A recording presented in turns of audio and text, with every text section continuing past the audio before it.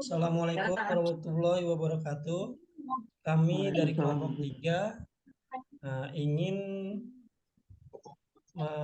dengan anggota kelompok dengan saya Muhammad Iqbal NPM 2021 4350 2201. Lalu ada teman saya Aldo Putra Wijaya 2021 4350 1957. Lalu ada Hari Purnama dengan NPM 2021 4350 2019. Dan satu lagi Reynaldo Leonard dengan NPM 2022 43579110. Untuk materi yang akan kami bawakan yaitu penerapan kris DM menggunakan MLR key vault pada data saham PT Telkom Indonesia Persero Tbk TLKM, studi kasus Bursa Efek Indonesia tahun 2015 sampai dengan 2022.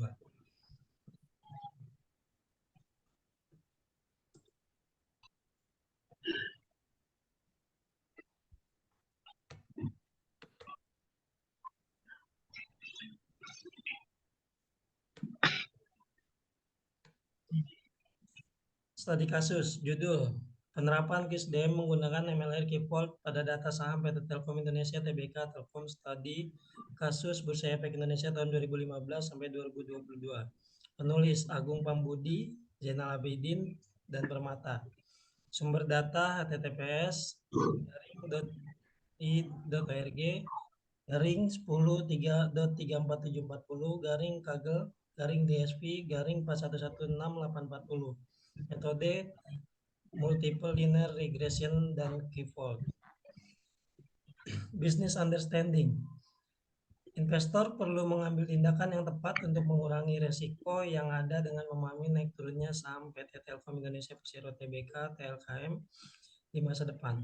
Selain itu, investor perlu mengantisipasi langkah-langkah kebijakan yang tepat untuk mengambil keputusan membeli atau menjual saham PT Telkom Indonesia Persero Tbk atau yang disingkat TLKM dikarenakan harga saham yang fluktuatif. Data understanding. Pemahaman yang dalam akan data bergelora sesuai dengan arus pemahaman bisnis yang mengalir. Pada babak awal perjalanan ini, data pun dilumatkan. Kehendak dan keperluan yang dipelajari bisnis akan mendasari pengumpulan data. Berasal dari mana datanya dan dengan bagaimana ia dikumpulkan. Melalui petualangan ajaib strip DM, tahap-tahap kebutuhan dan pengumpulan data bersatu. Data yang terpatri sesuai dengan jalinan penelitian bisa diperoleh melalui tautan yang tersedia di https://doi.org garing 10.3440 garing kagel garing DSP garing 4116840 dan telah diubah menjadi wujud CSV. Untuk materi selanjutnya disampaikan oleh teman saya, Leon. Saudara Leon, silakan. Ya, pada penelitian ini fitur yang akan difokuskan yaitu previous, open price, first trade, high, low, close, index, individual, offer, bid. Masing-masing fitur tersebut dijelaskan pada tabel berikut ini. Yang mana fitur close itu indikatornya harga pada saat jam kerja bursa saham telah berakhir tiap hari, ukurannya tingkat harga, dan tipe datanya float.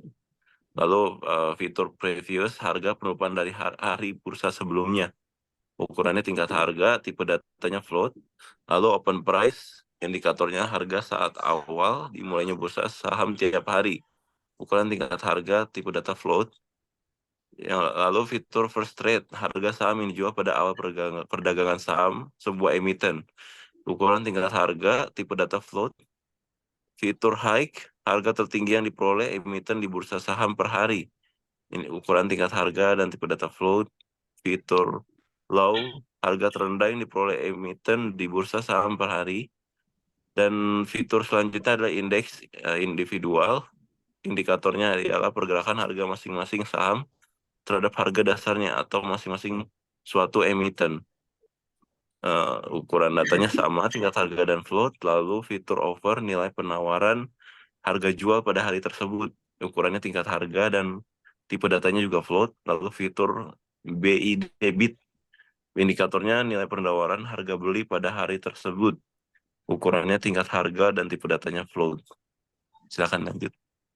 Data preparation, fitur importance atau pentingnya fitur digunakan untuk menilai setiap fitur data.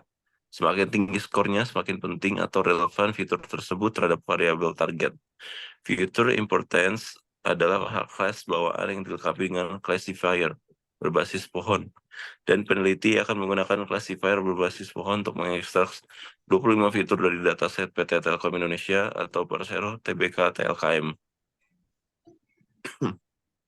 Nah, di sini bisa kita lihat bahwa contohnya adalah ketika indeks individual paling tinggi bahwa memiliki skor paling tinggi, yaitu 0,187, 0,9152 di antara fitur yang lainnya.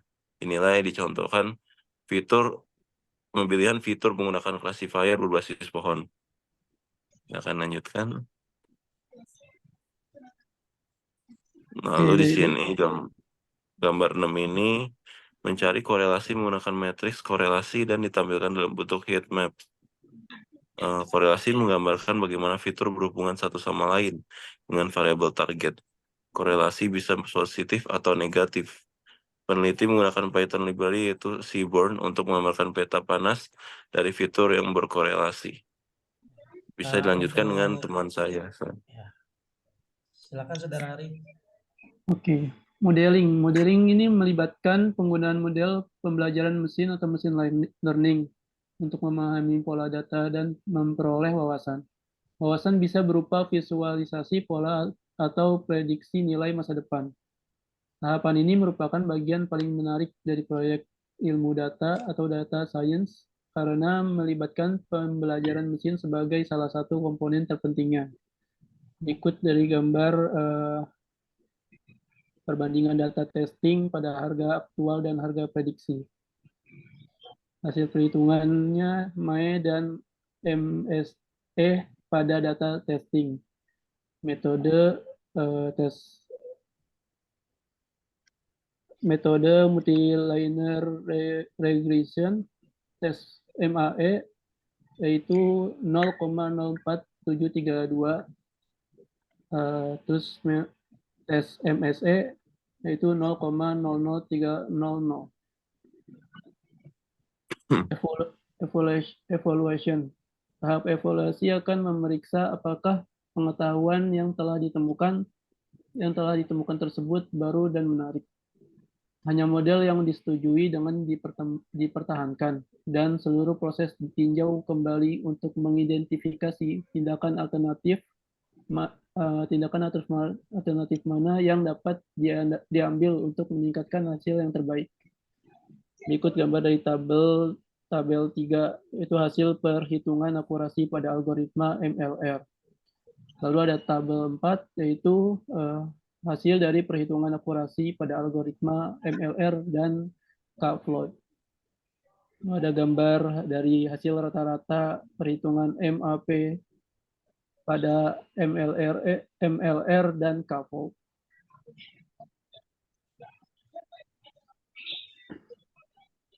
Lanjut, Bang Aldo. Deployment model ke dalam sistem seringkali memerlukan pengodaan ulang model untuk membuatnya lebih cepat atau lebih kompatibel dengan sistem yang sudah ada di lingkungan produksi. Gambar 9, proses deployment menggunakan Streamlit. Gambar 10, hasil deployment ke Streamlit Cloud. Kesimpulannya, penerapan CRISP-DM merupakan langkah yang tepat dalam penelitian ini karena dapat mengatasi masalah secara terstruktur dan menghasilkan tujuan yang tepat bagi para investor. Hasil pemodelan menggunakan multiple linear regression dan K-float menunjukkan nilai R2 sebesar 100% dengan MAPE sebesar 0,0013%. Model yang dihasilkan memiliki Roth out sebesar 1000 dan RMSE sebesar 0,0548 menunjukkan tingkat regenerasi yang luar biasa. Filter indeks individual memiliki pengaruh terbesar dengan nilai maksimum 0,183881 diikuti oleh filter over dengan skor 0,11562202. Filter beat dengan skor 0,11120055 dan fitur low dengan skor 0,056555882. Prediksi saham dalam konteks investasi sangat penting untuk mengurangi resiko kerugian dan mencapai maksimalisasi keuntungan. Sekian dari kelompok kami. Mohon maaf bila ada salah kata atau kurang dari kelompok kami. Wassalamualaikum warahmatullahi wabarakatuh.